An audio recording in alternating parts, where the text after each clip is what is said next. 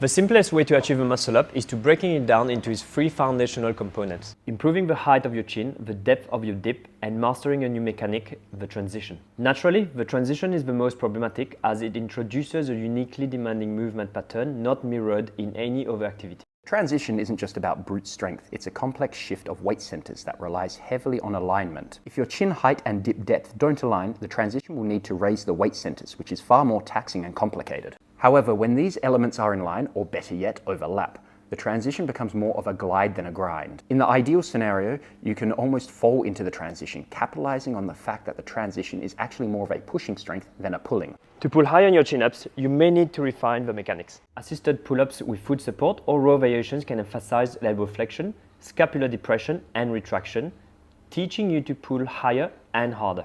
For dips, focus on shoulder extension, thoracic flexion, and scapular posterior tilt.